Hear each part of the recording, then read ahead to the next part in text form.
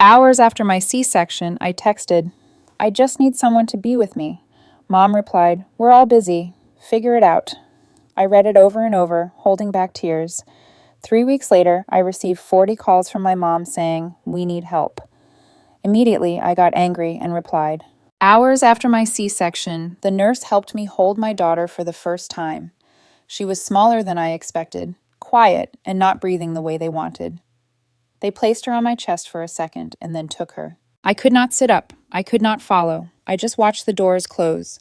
I kept asking if she was okay. They kept saying they were checking. Time felt strange. I stared at the ceiling and counted the tiles. My hands were shaking and I could not feel my legs. When they brought her back, they said she was stable now and that everything looked fine. She had a tiny tube on her face and a monitor on her foot. They laid her beside me and showed me how to touch her without pulling the wires. I nodded like I understood. The room was quiet. Too quiet. No mom, no dad, no sister, no husband. The chair by the window was empty. The flowers other people had in their rooms were missing here. I looked at my phone and saw no new messages. I typed, "I just need someone to be with me." That was all. No explanation, no story. 14 minutes later, my mom replied in all caps, "We're all busy. Figure it out." I read it, put the phone down, picked it up, read it again, then again. I stared at the wall and waited for something else to come through. Nothing did. That night, my daughter had trouble feeding.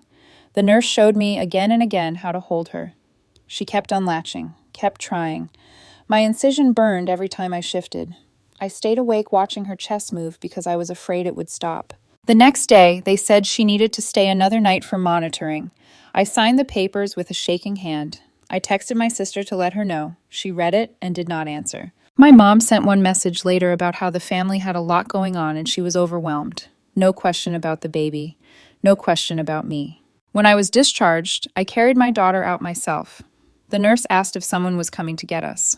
I said yes because I did not want to explain. I waited in the lobby until a rideshare arrived. At home, it was just me and her. The nights were long. The days blurred together. I watched videos on how to clean the incision. I timed feedings. I counted diapers. I checked her breathing. I kept my phone close in case my husband called. He did not. 3 weeks passed like that. No visits, no help, no questions. Then one night at 2:14 a.m., my phone started buzzing. It did not stop. I picked it up and saw 40 missed calls from my mom. Voicemails stacked on top of each other, texts coming in back to back. One message said, "We need help." Immediately, I did not answer right away. I fed my daughter, changed her, rocked her until she fell asleep on my chest. Then I put her down and looked at the screen. I wrote back, "Is this how it works now? I go through everything alone and you only call when you need something."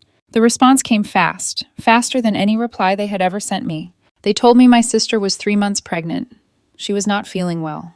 Things were hard. They needed support. They had not told me she was pregnant. Not once. But now they needed me. I read the message 3 times before it really sank in. My sister was pregnant. 3 months, feeling sick, and they needed support. Not congratulations. Not an apology. Not even a, "How are you?" Just need. I asked why nobody told me. My mom said things were hectic and it slipped. That was it. No excuse, no shame. Then she said my sister was struggling emotionally and physically, and it was hard on everyone. I waited to see if she would mention my daughter. She didn't. My dad called. I didn't answer.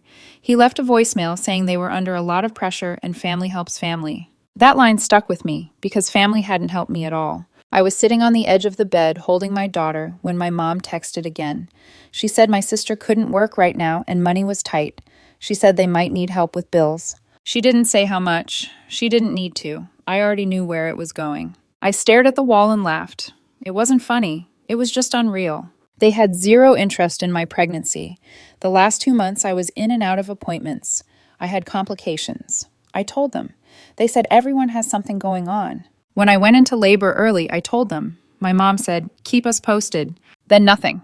No one showed up. No one checked in. And now they wanted support, emotional and financial. Like I hadn't just had surgery. Like I wasn't alone with a newborn. Like I wasn't still healing. I didn't want to start a fight. I also didn't want to pretend this was normal. So I said, "I can't help right now. I'm still recovering and taking care of my baby by myself." My mom replied with a long message about how hard it is to be a parent and how one day I'd understand. That one made me angry. I already understood too well. I didn't block them either. I just went quiet. That night, I lay awake listening to my daughter breathe and thinking about how fast they remembered me when they needed something. I didn't know yet that this was only the beginning. It had been 4 months since my husband disappeared. No calls, no texts, no explanation. One day he was here, the next he wasn't. At first, I was sure something awful had happened. A car crash, a robbery. I called the hospitals, filed a missing person report. I barely slept. But after 2 weeks and no updates, people around me started hinting at what they thought was obvious, that he left me, that he'd walked away from his pregnant wife. And honestly, after a while, I started to believe it too. What other explanation made sense? The police weren't finding anything. His phone was dead. His accounts were untouched. Meanwhile, I gave birth alone, cried alone, raised our daughter alone. I forced myself not to think about him. I didn't want to be the woman checking her phone 100 times a day. So when he knocked on my door exactly 4 months later, I didn't move. He knocked again, softer this time. I opened it, half expecting a delivery or a neighbor. And there he was, thinner, unshaven. He looked like a version of himself I had never seen. I didn't say anything. I just stared at him with my daughter in my arms. He said my name, looked at the baby, and whispered, "Is that her?" Then he stepped inside, fully, carefully, like he wasn't sure if he was allowed. I didn't cry, I didn't scream, I didn't ask him where he'd been. I was too tired for all that. He told me he'd been in prison in Spain. I thought he was lying. Who wouldn't? But then he explained how someone he'd worked with overseas had dragged him into an investment deal that went bad. Funds were misused. Documents were faked. He got caught up in it and detained.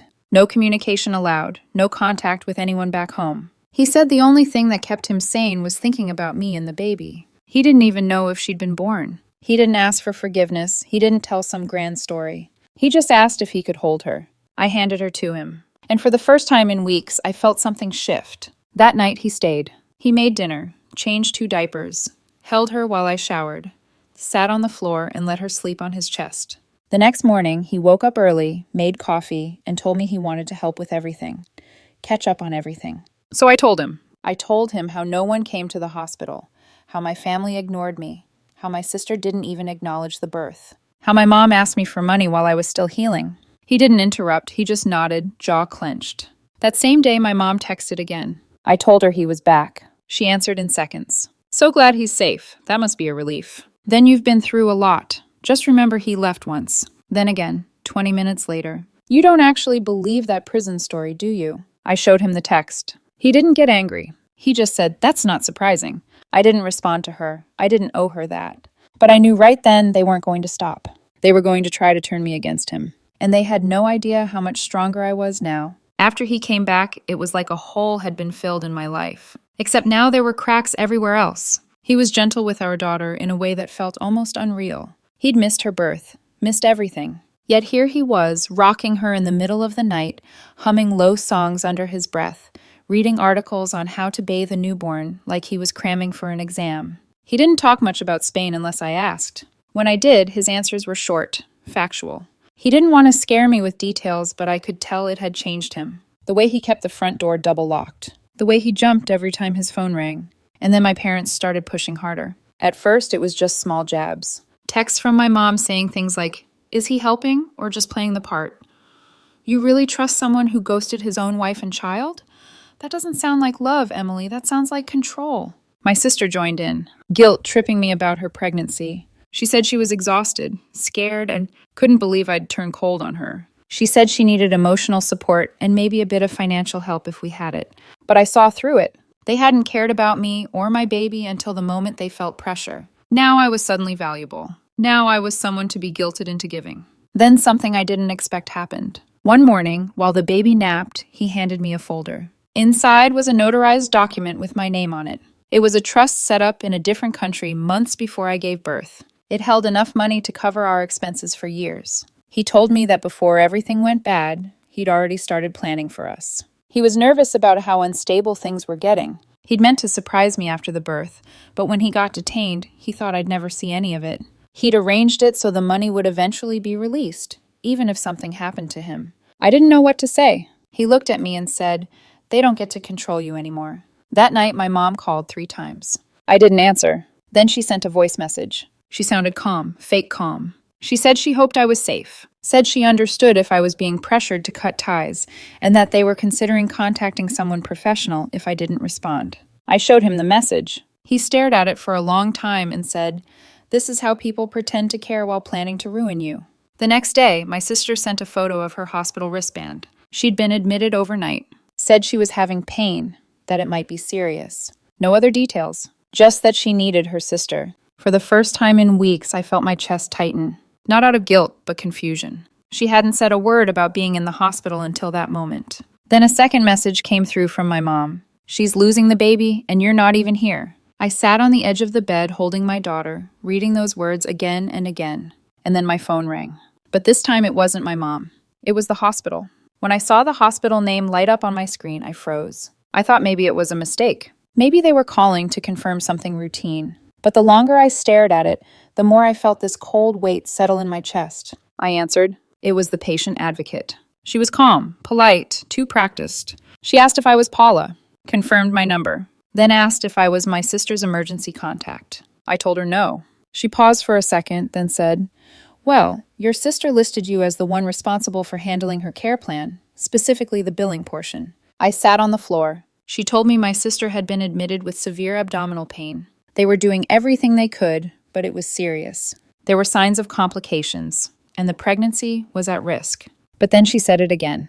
"Your sister stated that you would be taking care of the hospital expenses. She was very clear about it." I almost laughed. It didn't even feel real. I told the advocate I had never agreed to anything like that my sister hadn't even told me she was pregnant until 3 weeks ago, that she had gone out of her way to avoid me my entire pregnancy. She sounded surprised. She apologized. She said she'd update the file, but the damage was already done. I sat there, phone still in my hand, staring at the carpet. My daughter was sleeping nearby in her bassinet.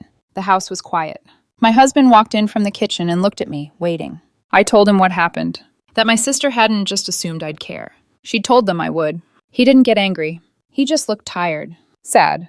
Later that day, my mom called. She didn't mention the hospital bill. She just asked in this overly soft voice, "Are you really not coming to see your sister? She's losing the baby. This isn't about the past anymore." She didn't say, "I'm sorry." She didn't say, "We shouldn't have ignored you." She just made it about me, about how heartless I was being now. I didn't go that night. Instead, I sat with my husband on the floor of our daughter's room. He wrapped his arms around me while I stared at the baby monitor, watching her sleep.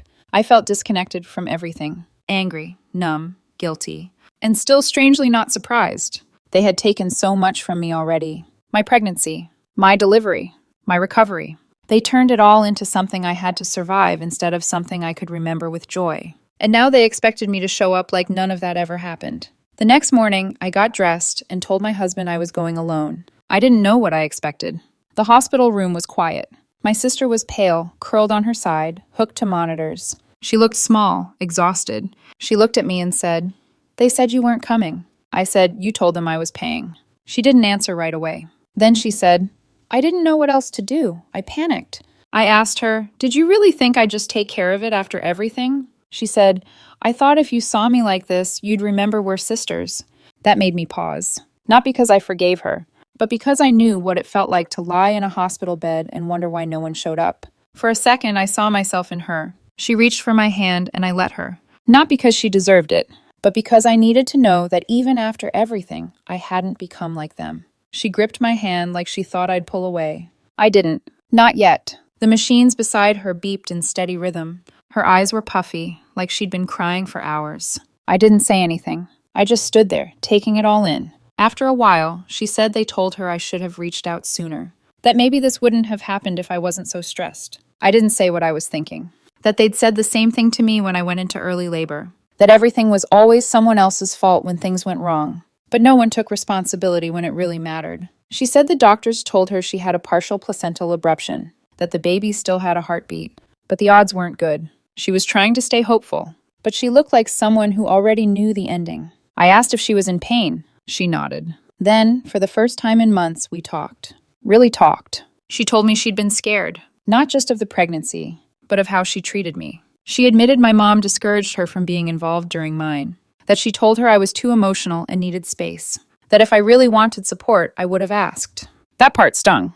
I did ask. I begged for it. I realized then that my mom had played us both. kept us divided, kept us too far apart to see what was really going on. And maybe we let her. She said she wasn't expecting me to fix anything, just that she didn't want to go through it alone. I didn't forgive her in that moment, but I stayed. I stayed through the shift change. I stayed when the nurse came in with another IV. I stayed when they started prepping her for an emergency procedure. I waited outside, holding my daughter in my arms, watching the hallway, hearing nothing. And then the doctor came out. The baby didn't make it. I walked back into the room and saw her curled up, shaking. Her whole body looked like it had collapsed in on itself. I sat next to her and held her. She didn't say a word. She just pressed her face into my shoulder and sobbed. I didn't say it's okay, because it wasn't. I didn't say you'll get through this, because she might not. I just sat there and let her cry. When I finally left the hospital, it was dark. My husband was waiting outside with the car. I got in quietly. He asked, "How is she?" I said, "Empty." We drove home in silence. Weeks passed. The calls from my parents slowed. My mom sent one long email about how she was heartbroken over the family falling apart, how she wished we could go back to how things were. I didn't respond. I didn't block her either. I just let her words float in limbo. My sister and I talk sometimes now. Not every day, not like before, but enough. She asks about the baby. I send her photos. We don't talk about the hospital. We don't talk about the past. Not yet. But maybe someday. For now, it's just me, my daughter, and the man who came back. The man who never let me fall again.